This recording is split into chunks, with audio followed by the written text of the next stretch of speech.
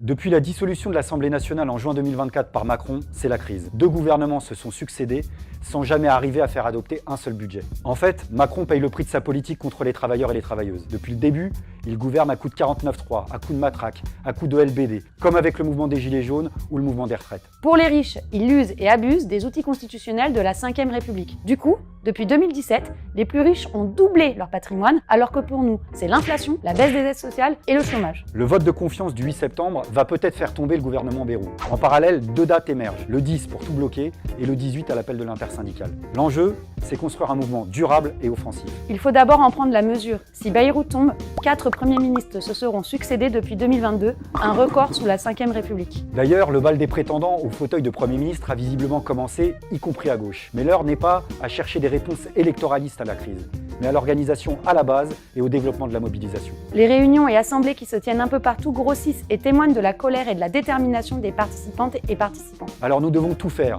pour construire un mouvement fort et durable, pour la vraie démocratie, pour des institutions et un gouvernement au service de tous et toutes. Pour reprendre nos affaires en main, reprenons la rue. En un mot, le 10, on bloque tout, puis on se regroupe, on s'organise, et le 18, on continue. Face à une telle crise politique, le signal doit être envoyé que c'est le moment d'y aller et d'accélérer tous et tout ensemble. Nous devons construire les cadres d'auto-organisation avec des assemblées générales, sur les facs, sur les lieux de travail, dans les quartiers. Enfin, nous devons donner un horizon politique à la mobilisation. Dégager Bayrou ou Macron n'est qu'un début. Ce qu'il nous faut, c'est un mouvement pour la justice sociale, la répartition des richesses et la démocratie. Le NPA, lui, portera la nécessité d'une rupture avec la Ve République et avec le présidentialisme, en appelant à une assemblée constituante, démocratiquement élue, qui aurait le pouvoir de changer toutes les règles du jeu. C'est pourquoi le NPA sera de toutes les luttes de ce mois de septembre. Le 10 n'est qu'un début, construisons la suite.